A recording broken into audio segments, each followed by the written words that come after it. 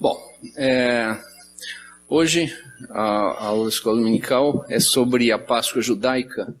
Então eu gostaria de fazer uma apresentação, falar alguns fatos, algumas coisas sobre a Páscoa judaica, e no meio a gente fazer uma espécie de uma prova, de um experimento de alguns dos elementos da Páscoa. A Anitta então vai participar nesse momento.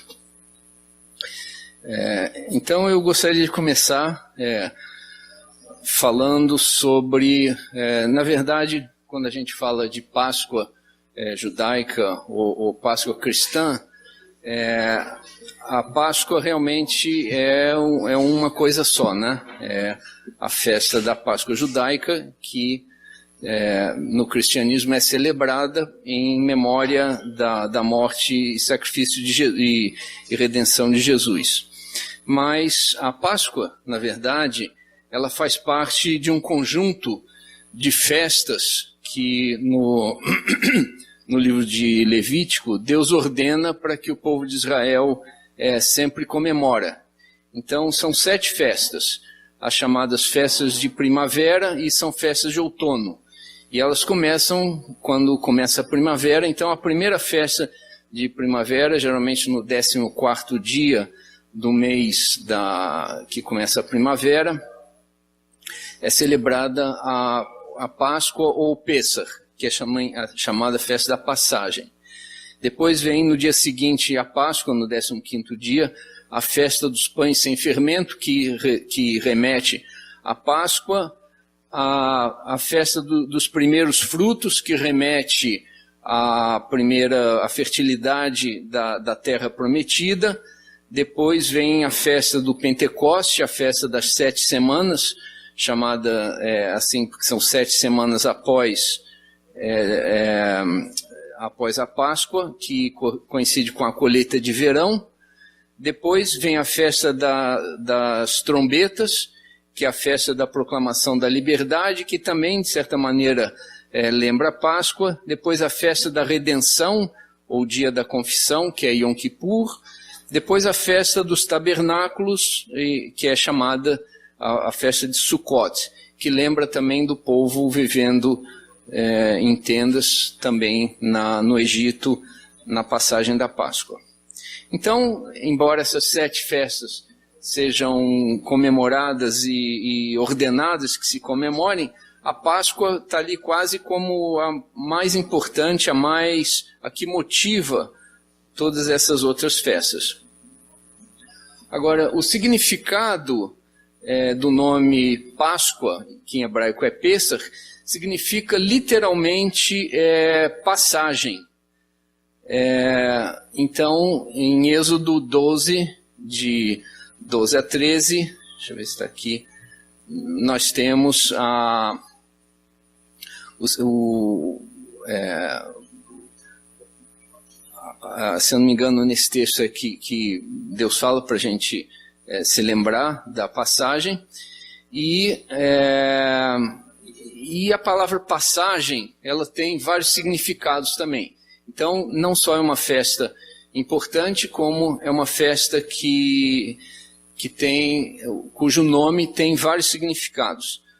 Um primeiro significado simbólico é aquela passagem que foi a passagem do anjo sobre as portas dos judeus que tinham sangue aspergido na porta. E nesse momento a gente vê o que está acontecendo ali, a passagem do anjo que evita a porta de quem tem o sangue, de quem revela a aliança com Deus, e a porta dos egípcios que não tem o sangue. Então o anjo da morte entrava e ceifava a vida dos primogênitos hebraicos. Revela aqui um Deus que está fazendo um julgamento entre o bem e o mal. Entre o mal, o povo, o faraó, ele oprimia não só o povo hebraico, como oprimia vários povos. Era um império de dominação pela força, não é? E Deus está dizendo, olha, isso não é certo, meu povo não é assim. Eu tenho um julgamento do que é bem e do que é mal. Então essa passagem é também uma separação entre quem está fazendo o bem vai ser poupado e os filhos de quem está fazendo o mal vão ser ceifados. Então, um primeiro significado dessa passagem do anjo, essa passagem, a passagem do anjo e também a passagem ao largo. Quer dizer, o anjo vai passar ao largo da casa que tiver o sangue que revela a aliança de Deus com o povo de Israel. E também esse passar ao largo da casa com sangue revela que quem colocou o sangue está colocando um distintivo de aliança com Deus. Quem não colocou o sangue não tem aquela aliança. Então Deus está se revelando como um Deus que não só discerne o bem do mal, não só é um juiz, mas é um juiz que também faz aliança com o homem que quer fazer o bem. É um Deus que, de certa maneira, proveu um sinal, proveu uma ação que o homem podia fazer para demonstrar a sua aliança com esse Deus. Então, passagem ao largo do umbral é uma revelação de uma possível aliança. Também, quando o povo sai e passa a pé enxuto pelo mar Vermelho, Deus está dando uma esperança de uma passagem da situação do homem de escravo para homem livre. Então, essa é uma passagem simbólica muito importante, porque a partir da passagem do povo pelo mar enxuto, ele também está passando de uma situação de escravo para livre. E isso dá então a esperança, é uma passagem que dá esperança de mudança da situação dos homens e das mulheres. A gente pode até ser escravo e viver como escravo e nunca ter esperança de passar daquela situação para uma situação de liberdade. A passagem, o Pêssar lembra que isso é uma possibilidade para o homem. Você pode passar da sua situação de escravidão para uma situação de homem livre. E nessa passagem também, quando o homem passa, quando o povo de Israel passa de pé enxuto, houve uma grande manifestação do poder de Deus ali. Então, essa passagem do mar a pé enxuto, ela é uma revelação de que Deus não só faz aliança com o homem, Deus não só se revela e separa o bem do mal, Deus não só dá esperança de mudança, como Deus também empresta o seu poder ao povo escolhido. Então, toda essa passagem, ela conta também com o auxílio sobrenatural de Deus. Então, a passagem também lembra desse auxílio de Deus. E a passagem é do local de escravidão para a nova terra, onde mana leite e mel, prometido a Abraão, Isaque e Jacó, e ela mostra um movimento. E ela mostra também que existe a vida precária, e na vida precária você pode fazer passagens. Aquilo que naquele momento da vida, nem sempre é definitivo. E muitas vezes você precisa fazer esse movimento, você precisa fazer uma passagem. E quase sempre na vida, se a gente fica parado, a gente não faz nada, muitos hebreus queriam ficar no Egito, porque mesmo sendo escravo, a comida era garantida, o teto era garantido, e sair era uma coisa mais desconfortável. Mas ele não percebia que a questão de ser escravo era precária. O escravo, ele podia morrer de uma hora para outra.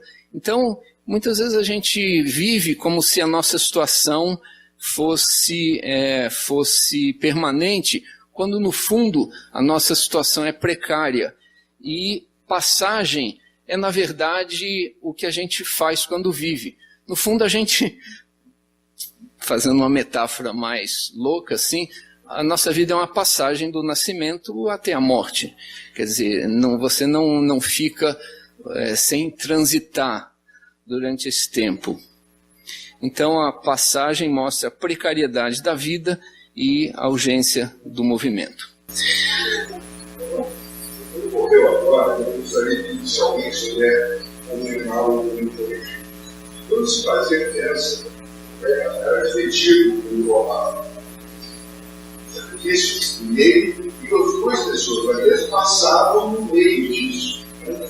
Então, será que teria uma ligação também com esse negócio da passagem e da aliança? Eu acho bem possível. Eu acho que essa passagem é um símbolo muito forte e deve se aplicar a inúmeras coisas. Só essas 4, 5 que eu pensei aqui, mas se eu parar para pensar mais, eu vou ver ainda outras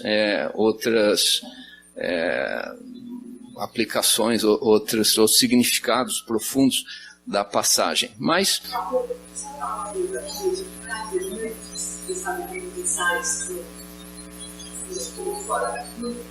ele várias vezes na sua imagem, ele se imaginou como o povo judeu fazendo a caminhada para fora do Egito, em direção ao Mar Vermelho. Mas várias vezes ele falou como ia ser impactante desse povo, deixar para trás o império, mais importante império da época, e tinha as pirâmides, que era a permanência em si, até hoje. E apostar no Deus da impermanência, da transição, da passagem, do movimento. Ele falou, como deve ser difícil isso. Aliás, é difícil para a gente às vezes quer viver sem passagens. Às vezes a gente quer viver, ou então às vezes isso principalmente na questão da escravidão, quer dizer, a gente é escravo e nunca sonha que pode passar a ser. Pode ser que a gente seja escravo e nunca deixe de ser escravo, mas uma coisa é você ser escravo achando que não existe passagem, e outra coisa é você ser escravo sabendo que existe uma passagem. Isso dá uma esperança diferente para duas pessoas na mesma situação, né?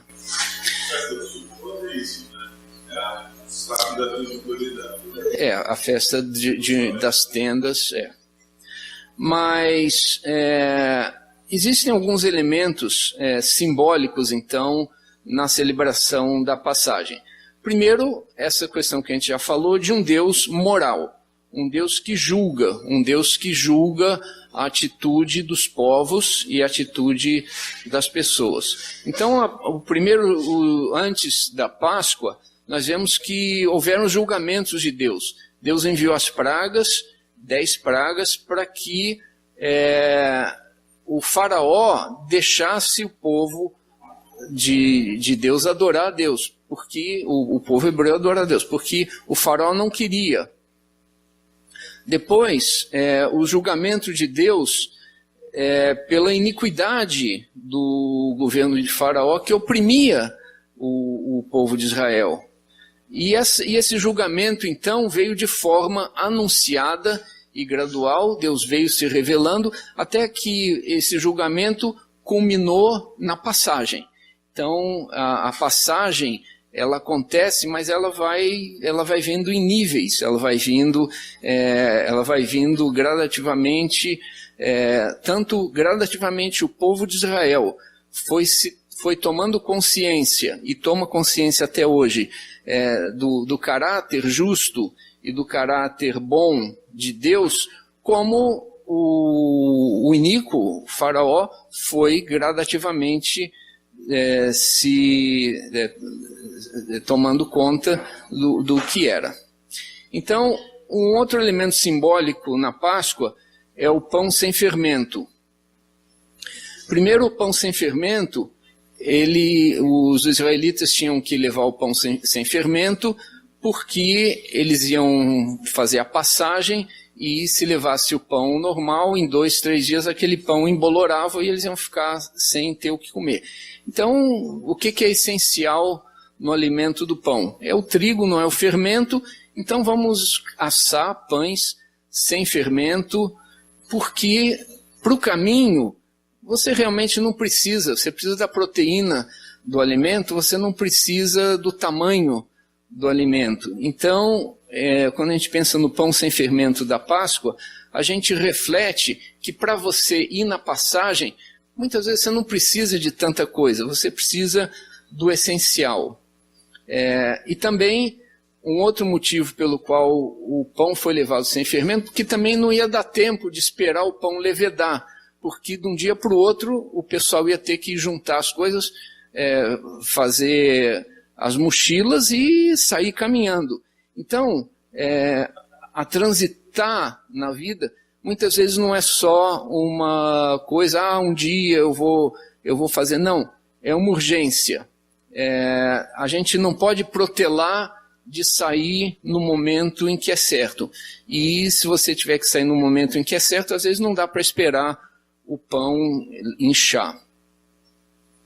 Outro elemento simbólico da Páscoa é o sangue no umbral, que ele lembra o sacrifício do cordeiro. E o sacrifício do cordeiro não é só representado com sangue no umbral pela carne do cordeiro, mas principalmente pelo sangue. O sangue que corre dentro do cordeiro é o que vai ser passado no umbral da porta, e é a essência. Na Bíblia fala em algum lugar que o sangue é a essência da vida. Então, a essência, o cordeiro com os ossos, com a carne, que era alimento, mas a essência da vida era o sangue, e era esse sangue que foi passado no umbral. A passagem nos lembra das essências. O sangue na porta é um distintivo, de que Deus fez esse tipo de aliança. Deus disse, olha, é o sangue que você vai passar que vai me dizer onde é que o anjo da morte vai deixar de passar, mas o ato do homem passar o sangue na porta representa a obediência dele em relação a Deus. Então existe um movimento, como diria o Fred, vertical descendente e vertical ascendente, não é isso, Fred? O sangue na porta, a ordenança de passar o sangue é uma relação vertical descendente. E o ato de passar o sangue é a vertical ascendente. O sangue na porta também é símbolo da proteção.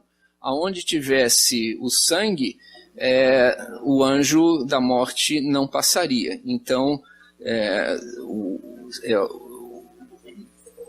o povo que passasse o sangue estaria poupado e contaria então com o poder sobrenatural da proteção de Deus. Bom, um outro elemento então da celebração da Páscoa é o Hagadá, o Hagadá. O Hagadá é uma palavra em hebraico que vem de verigadato, que significa falar, ou mais literalmente ainda, fará saber dizendo. E é literalmente o verso de Êxodo 13:8 que diz assim: naquele mesmo dia farás saber a teu filho, dizendo, isto é pelo que o Senhor me tem feito quando eu saí do Egito. Então, isso é uma ordenança, o Hagadá, o falar, o contar sobre a saída do Egito, é um mandamento de Deus ao povo de Israel, que significa Hagadá. O Hagadá, então, tem origem no livro de Deuteronômio e também na oração Halel, que são os louvores que estão escritos no Salmos 113 a 118. Esses salmos são conhecidos como Halel, e vocês já devem estar percebendo que essa palavra é bem conhecida nossa, né? A gente fala ela desde que é criança. Halel, Lu, Ya. louvar ao Senhor.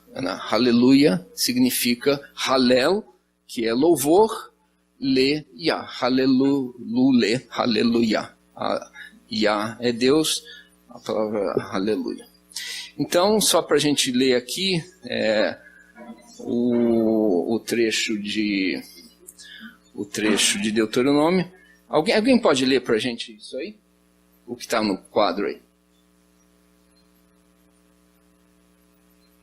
Lê em voz alta. Quando traz a tolerância, e nossos filhos, e nela entrares, vão demorar as províncias de todos os filhos do sol, e decorei da terra, e não o Senhor teu Deus, nas palavras do sexto, irás ao lugar que escolheu o Senhor, teu Deus, para ali fazer habitar o seu nome, dirás ao sacerdote, tocar naqueles dias, se-lhe-ás, hoje declara perante o Senhor teu Deus, que entrei na terra que o Senhor jurou a nossos pais.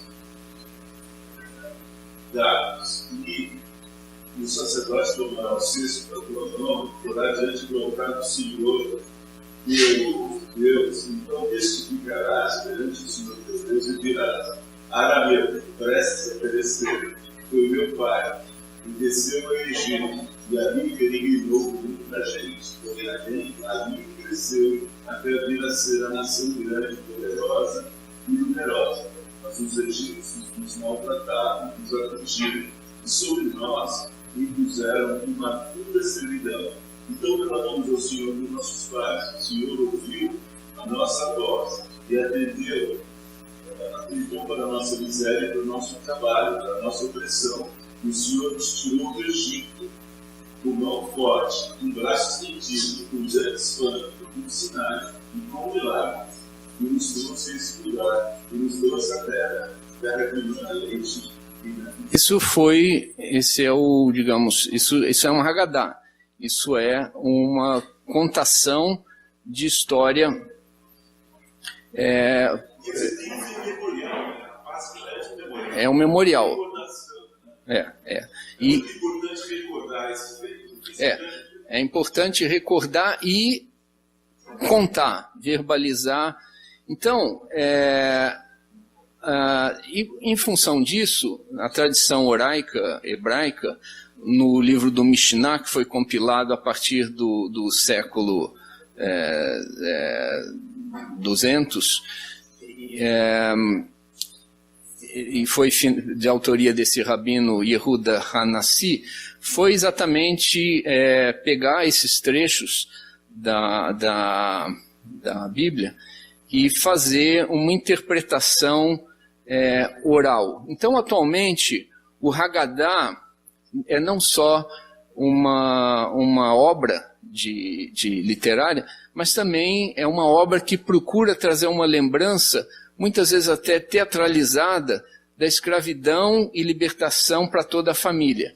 E por isso que o Haggadah é o que se lê, o que se segue, a liturgia que se segue numa refeição litúrgica de Pêssar, que é chamada de Seder. Então, Seder é uma refeição litúrgica onde é lido o Haggadah. Eu tenho aqui um Haggadah moderno, e depois quem quiser... E quem tem tradução em inglês esse aqui, mas em todas as comunidades do mundo inteiro, em todas as comunidades judaicas, o hebraico é uma língua, é a língua ritual, que todas as crianças aprendem em qualquer país. Então, em geral, num contexto judeu, o Haggadah é lido em hebraico, né? Mesmo que leiam a tradução também. É lido no Seder da Páscoa. É na véspera do Seder. É na véspera da Páscoa. Não, geralmente é sexta-feira. Cai numa sexta-feira. Tá. Posso? Olha, pode. Bom. Então, como eu falei, essa refeição, é chamada de Seder, né? Agora, a palavra Seder significa ordem, ordenança, né? A ordenança de Deus que se lembrasse da época da passagem, da época de Pêssar. É a obediência à ordem de trazer a memória. Isso, essa obediência de trazer a memória, ela tem também vários significados. Primeiro, ela coloca o homem na perspectiva de ser uma criatura humilde, sem a pretensão de ocupar o lugar de Deus. Porque cada vez que o homem se lembra que o que aconteceu na Páscoa foi obra de Deus, foi uma graça de Deus, o homem está lembrando que não foi só o braço forte de Moisés, foi o próprio Deus que emprestou a sua força para o povo sair. Então, essa ordenança de Deus de trazer a memória, traz também não só a memória de um fato que aconteceu, mas traz também um sentimento de humildade da parte do homem. A palavra ordem, ordenança, também pode significar sequência. Eu vou fazer alguma coisa em uma certa ordem. Então, a ordem do culto, a ordem da lista de chamada na escola, ordem, uma sequência. Então, a palavra seder significa também, não só uma ordenança, mas significa também que essa história vai ser contada numa ordem, um aspecto após o outro, de uma forma didática. E a ordem que a história é contada, aliás, a ordem na vida da gente ajuda a constituir a nossa própria alma. Que a gente precisa de uma rotina, a gente precisa de organização, a gente precisa de uma disciplina. Então, fazer as coisas em ordem não é só uma obediência, mas significa também auxilia, é um auxiliar para constituir o nosso ser, né? Que precisa desses elementos. Mas ordem também significa arrumação. Nada no Pêssar, nada no Seder de Pêssar deve ser feito de maneira aleatória, mas a gente deve preparar o Pêssar com todo o preparo e antecipação. Arrumar o Pêssar, o Seder, é uma atitude de hospitalidade e que nos lembra também que todos nós somos peregrinos e que quando a gente recebe uns aos outros, é um privilégio que todos nós gostaríamos de receber. Então, você arrumar a casa, arrumar a mesa. Eu falei para a Anitta, eu vou falar sobre o Pêssar. Ela falou, mas não vamos, mas a gente não pode levar uns elementos. Eu falei, pode. Ela falou, não. Aí a Anitta quis que a arrumação fosse perfeita nos mínimos detalhes. Eu tomei uma bronca aqui porque esqueci 2 cálices, porque tem que arrumar, tem que demonstrar que a gente antecipou, que a gente preparou, e isso porque quando somos peregrinos, a gente valoriza quando a gente é bem recebido, a gente valoriza quando alguém se prepara para nos esperar. Então, a ordem também, a arrumação é parte dessa ordenança. E ordem também significa paz, significa que Deus está no controle. Então, isso também é uma coisa que constitui essa vida desse homem que reconhece que ele não é o centro, que ele não é o criador, mas ele é uma criatura humilde e que Deus está no controle. E isso traz ao coração do homem paz. Aliás, no hebraico moderno, a palavra, oi, tudo bem? Que você fala, colocamos é Hakol Beseder, Seder, tudo em paz. Oi, tudo em paz com você? Tudo bem?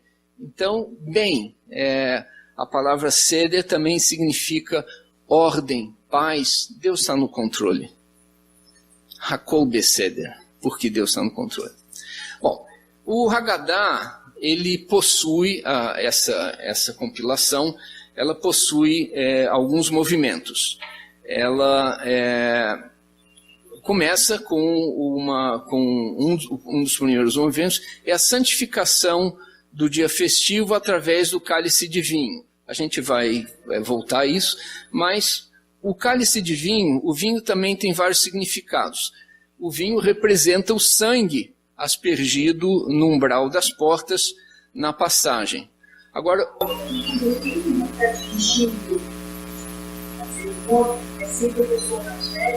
não, é quem gosta mais de dirigir a cerimônia.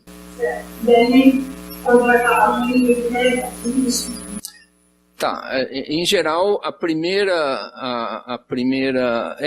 o dirigente pega o vinho e cerimonialmente, são 4 taças falando. Isso aqui acontece no lugar. Então, tem que lembrar tudo isso. Isso não acontece em igrejas,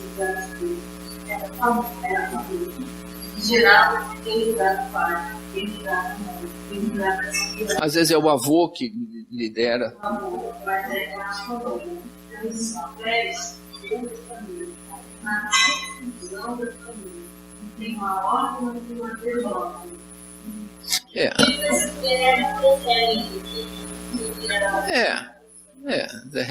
Agora, o Pêssar também, existe um outro elemento muito importante, que é os convidados. Pêssar sem convidado também não é Pêssar, precisa ter, e quando não tem um convidado, a gente deixa um lugar vazio para o convidado mais especial, que é o Elias. Tem uma coisa as duas localidades, aqueles que não podem, são sem filhos. Tem alguns filhos que são isso aqui, que cuidar, e não querem ver isso, que querem deixar. Tem uma coisa do nosso caso, parte da isso é que pessoas chegam na nossa casa, chegar na hora e você Você vai ser convidada, mas o ideal é que você tivesse sido convidado com antecedência para a família poder se preparar para te receber com...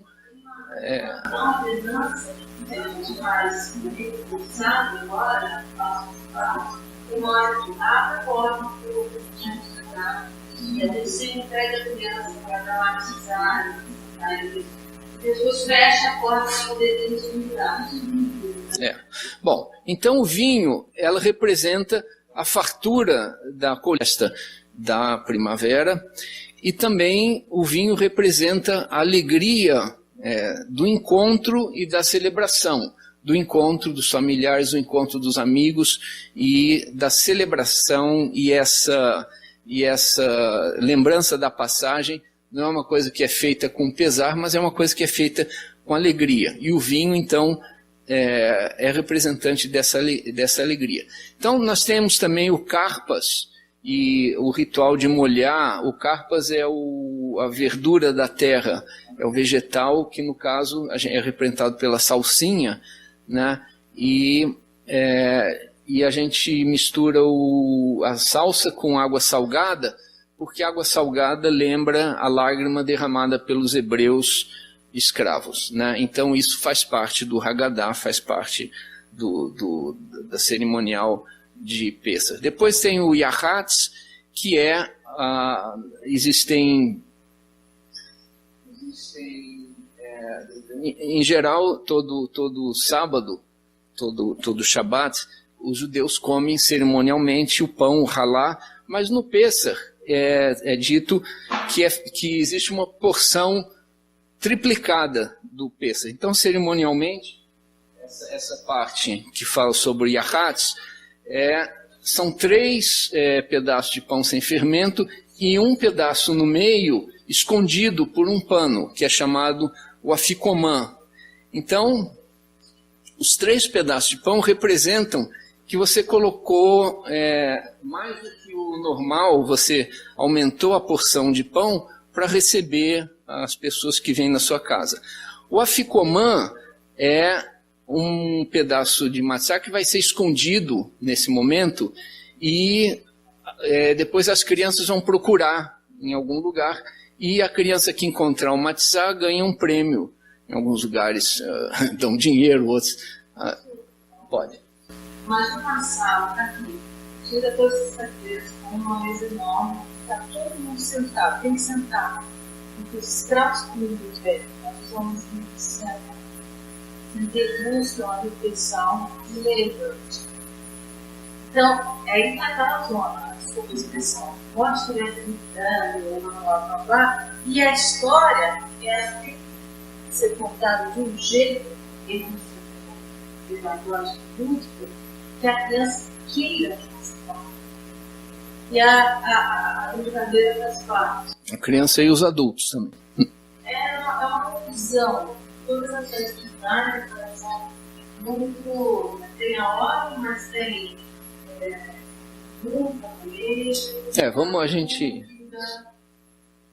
O pão sem fermento, então é a lembrança da saída do Egito, e o pão é o sustento da terra que deu trigo. Depois vem a parte Magid, Lehagid, Agadá, de contar a história do Pêssego em grandes detalhes. E aí requer, a gente ao longo do Pêssego, a gente canta música, a gente conta história e usa dramatização se for necessário, para fazer da festa um encontro instrutivo que lembre a todos da história da passagem e também um encontro desejável. O maror, que é a erva amarga. Ela lembra, e ela é comida junto com haroset, que é o creme doce. Em geral é feita de frutas e grãos, a gente faz só de maçã, mas é uma pasta doce. E ela lembra, o haroset lembra a argamassa que os hebreus usavam na construção dos palácios no Egito. E a erva amarga era a amargura da vida do escravo, né?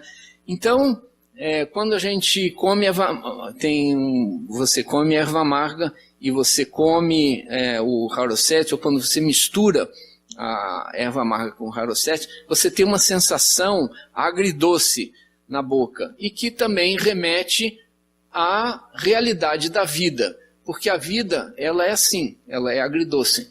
Muitas vezes o escravo, que ainda está com a esperança da passagem, a vida dele é amarga, mas ele tem o doce da esperança no coração dele. Muitas vezes você está vivendo um momento doce na vida, e outras vezes você está vivendo um momento extremamente amargo. E nada disso é ruim, nada disso está errado, você passar pelo doce e pelo amargo. Então, no Pêssego a gente tem esse momento de comer a erva amarga e de comer a erva amarga junto com o haroset para mostrar que assim é a vida. A vida real é doce e amarga.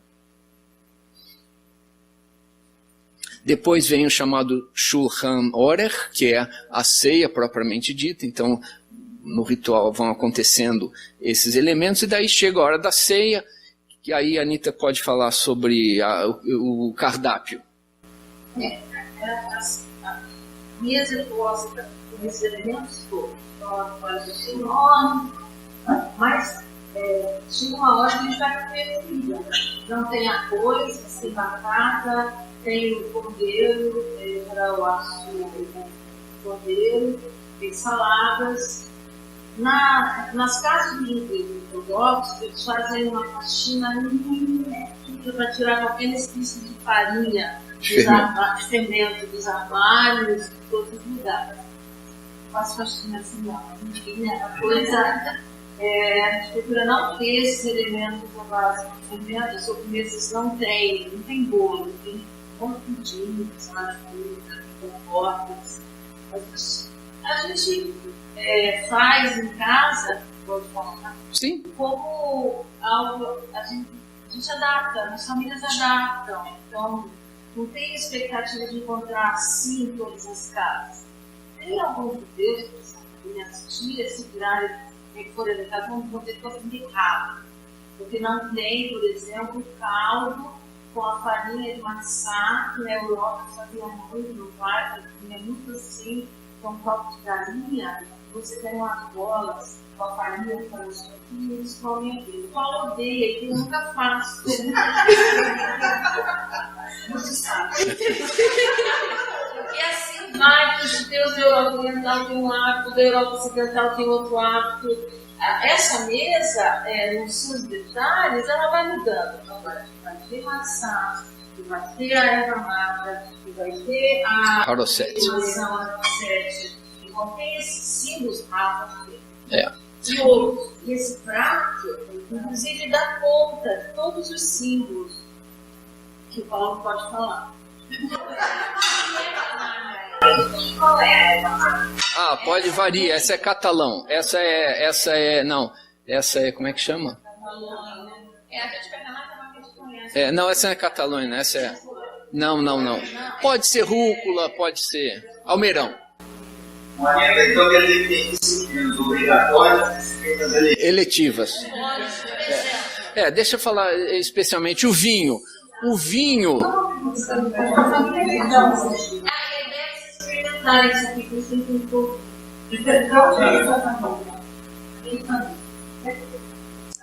Bom, então, vinho também é uma coisa. Se você for numa loja de artigos judaicos e comprar o vinho de Páscoa, aquele vinho, quem gosta de vinho não consegue tomar aquele vinho. É muito doce, ele é muito ruim. Ele é um vinho do Porto, sem. Então, a gente não aguenta tomar vinho de Páscoa, mas a gente toma então um vinho bom. Porque quem gosta de vinho não aguenta tomar um vinho de Páscoa tradicional. Mas o importante não é mais açúcar ou menos açúcar. Bom, então tem a ceia de Páscoa. Depois da ceia, então, depois que todo mundo comeu, bebeu bastante, tem a busca do Afikoman, a premiação da criança, que no Haggadah chama de Safum. Depois vem o Beirar, que é a oração de gratidão pela refeição. A oração de gratidão pela refeição é feita após a refeição, quando todos estão satisfeitos e alegres após o vinho e a gratidão na fartura. Então a gente, às vezes, o cristão geralmente agradece o alimento antes, né? Na Páscoa a gente abençoa o encontro antes e agradece o alimento depois. Depois vem a leitura do Hallel, um salmo e cântico de louvor. E depois vem a conclusão, o Nitzrah, que a seder foi concluída. E aí a gente se dá conta de que a seder desse ano chegou, mas tem a seder do ano que vem. E a gente espera que sempre a seder do ano que vem seja melhor e mais próspera, com mais amigos, às vezes com outros amigos que não puderam vir nessa vez, mas você tem a esperança da próxima seder. E também a conclusão da seder nos lembra que tudo chega a um final, mesmo essa celebração, mesmo essa lembrança. Então a gente celebra com muita alegria esse encontro, que a gente sabe que vai chegar no final, mas a gente tem a esperança de um novo encontro no próximo ano, aqui ou em Jerusalém. E aí até se fala o ano que vem em Jerusalém, né? Então, se fala Hashanah Abá Bejerushalayim Habnayah. O ano que vem em Jerusalém, a renascida. E também é uma festa na Jerusalém, né? Todo mundo estragar.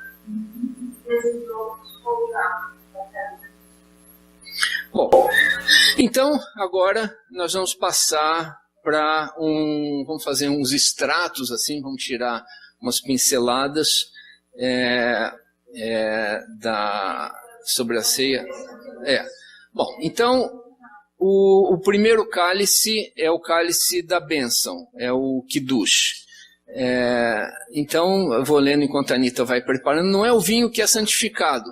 Esse é apenas isso é o que a gente lê na celebração. Esse é apenas um símbolo da santificação.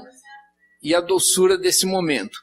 Reunimos todos pelos laços sagrados da família, amizade e irmandade em Cristo, e nós compartilhamos essa mesa com outros e com as gerações que vieram antes de nós. Nós pertencemos uns aos outros, nós pertencemos às gerações que vieram antes de nós e aquelas que virão depois de nós, compartilhando essa história e essa celebração. E aí a mãe começa a celebração da Páscoa, acendendo as velas e fazendo essa oração que está aí. Então a gente vai encenar. Bendito seja o Senhor nosso Deus, Rei do universo, por nos ter abençoado, dando os teus mandamentos, chalecas, e que acendamos estas velas com os filhos. Bendito seja o Senhor nosso Deus, cuja presença enche o universo e nos veste ricos, permitindo-nos comparecer a este momento tão feliz.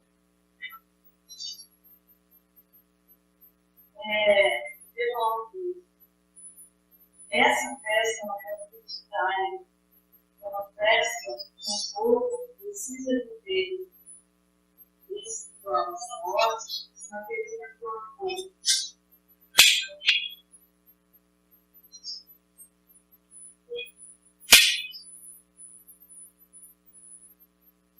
Eu sou filha de pai da minha mãe brasileira, mas de movimentos que fugiram da Europa antes da Primeira Guerra com sobrevivência. Em todas as casas do mundo inteiro, o povo se junta. Mesmo em Israel, na secularização, o pensamento é a formação é uma festa identitária.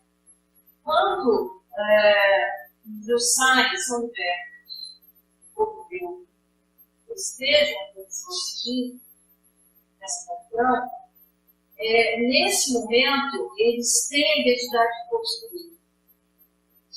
Tem um momento, nesse momento, que a coisa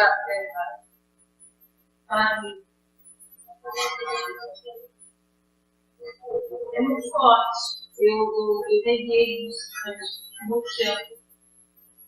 E não dá para nós pensar em Jesus. Tem uma coisa misteriosa e humana ao mesmo tempo aqui. Eu já estava falando da Páscoa cristã, que eu estava construindo esse conceito.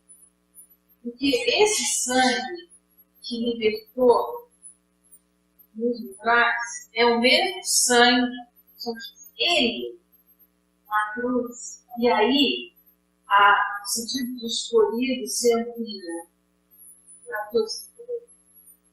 Mas tem uma coisa lá de identidade, e ser judeu tem uma coisa de. Foi lá atrás. Eu estava dizendo para o Paulo, hoje, há um certo orgulho das seus conceitos de ser ganhado de Isaac, Jacó, e todos somos um. Mas tem uma coisa dessa história que vai costurando a redenção absoluta.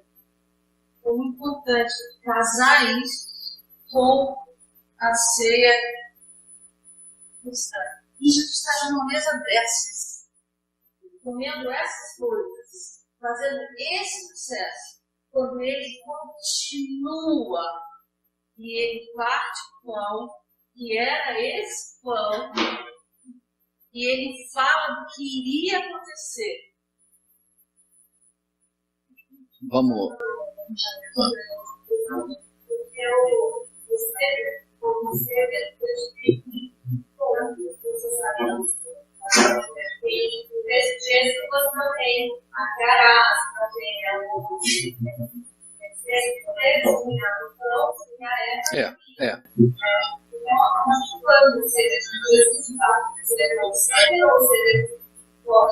Não, Jesus o Seder significa sempre teve a ordem da celebração. Então, a ordem de celebrar sempre houve. você, agora, a organização da celebração foi, ao longo dos anos, foi mudando, entendeu? Mas se o Seder vai ser uma ceia, ou se vai ser uma cerimônia, em geral, acho que lá desde da ordem de Moisés, eu acho que vem sendo uma cerimônia, eu acho que vem sendo mesmo um jantar, eu acho, vem sendo uma refeição festiva, porque você precisa comer os elementos, você precisa beber, e não dá para fazer isso sem ser um contexto de uma refeição, né? Bom, peraí, vamos continuar só. Pois é. Agora, a hospitalidade. Então, na refeição diária dos judeus, já falei isso aí, mas uma coisa importante é que a hospitalidade é uma virtude alimentada entre os judeus. Então, é costume convidar para essa refeição todos aqueles que têm fome, digamos assim, simbolicamente. Então, durante a refeição, a porta abre, simbolizando a entrada de todos aqueles que não têm condições de preparar um seder, e são convidados a compartilhar da mesa, lembrando-se da grande bondade e misericórdia do Senhor. É claro que, por motivos práticos, isso é muito mais assim, no contexto de uma casa, é muito mais um símbolo, mas existem sinagogas, existem igrejas que literalmente, no centro de cidades grandes como Nova York, Chicago, que literalmente abrem as portas para todo mundo, para os mendigos, para as prostitutas, para os drogaditos. Então, existe esse aspecto que pode ser feito de uma forma mais literal ou menos literal, mas o importante é o princípio da hospitalidade que está envolvido. Então também tem o Haggadah, é uma lembrança teatralizada também da escravidão e libertação, e ela é para toda a família. Então, geralmente, existem 4 perguntas que são feitas a respeito do Seder. Então, a primeira em geral, e essa pergunta, na verdade, quão diferente essa noite de todas as noites, porque que essa noite nós comemos, todas as noites a gente come marror, a gente come ervas e a gente come erva amarga, todas as noites a gente senta de maneira desleixada e hoje a gente senta confortavelmente, por quê? E são 4 perguntas relacionadas com o Seder. E aí tem essa historinha dos 4 filhos que respondem essas perguntas. E aí a criança que é sábia, ela pergunta qual é o significado das leis e tradições que foram ordenadas por Deus. E aí nós devemos ensiná-la todas as tradições do Pêssar até o último detalhe. Depois tem a criança que é rebelde. E ela pergunta, o que esse ritual significa para vocês? E quando ele usa essa expressão para vocês, ele se exclui do seu povo e nega a Deus. Dobre a sua arrogância e diga para ele, é por causa daquilo que o Senhor fez por mim quando eu saí do Egito. Por mim e não por ele, pois se ele estivesse na época do Egito, não teria sido liberto. A terceira criança, que é a criança simplória, ela pergunta, o que é tudo isso? Então você deve dizê-lo, foi com a mão poderosa que o Senhor nos tirou do Egito, da casa da escravidão. E para a criança que não sabe como fazer perguntas, você deve abrir a discussão para ele, como está escrito, e ensinará o seu filho naquele dia, isso é por causa do que o Senhor fez para mim, enquanto eu saí do Egito. Então essas historinhas a gente conta até como uma forma de teatralizar a cerimônia. Depois o Rabi Gamaliel disse que a história do Pêssar não está contada até que nós recitemos essas 3 palavras bem alto. Pêssar, Matzah e Maror. Páscoa, passagem, pão sem fermento e erva amarga. Pêssar, porque o Cordeiro de Deus foi comido na época do templo, pois Deus passou sobre a casa dos israelitas e trouxe as pragas para os egípcios. Matzá, por que comemos pão sem fermento? Porque quando Deus tirou os israelitas do Egito, eles saíram com tamanha pressa que a massa dos seus pães não teve tempo de crescer. Maror, por que comemos ervas amargas? Porque os egípcios fizeram a vida dos israelitas amarga, forçando-os a serem escravos. Então, a gente, ao longo da refeição, toma ritualmente 4 cálices de vinho, e no quarto cálice representa o cálice de Elias. E Elias, que ocupa um lugar especial de respeito e amor na história judaica, ele é considerado o campeão dos oprimidos, ele traz reconciliação, compreensão, alegria e amor. Acima de tudo, espera-se o seu retorno para anunciar a volta do Messias. Então, uma cadeira vazia deve ser deixada à mesa durante toda a celebração para representar o lugar de Elias. E aí, nessa parte da celebração, uma criança, geralmente a criança mais nova, vai e abre novamente a porta da casa para, simbolicamente, esperar a entrada de Elias. E assim a celebração da Páscoa é concluída, a sua lei cumprida. Em todas as épocas, judeus de todos os lugares se empenhavam para realizar a celebração da libertação do seu povo, o povo de Deus. Assim eles oravam, que sejam dignos de poderem celebrá-la no próximo ano também. A oração tradicional final é um clamor a Deus que conduz o seu povo redimido a Sião, de tal forma que possam celebrar a Páscoa no próximo ano em Jerusalém. Então, Anita, você quer... Não, acho que dá, porque... Não, eu queria só, se quisesse, experimentar. Então, fazer isso, por exemplo. Ou para ser mais ritualístico, fazer com a erva amarga primeiro.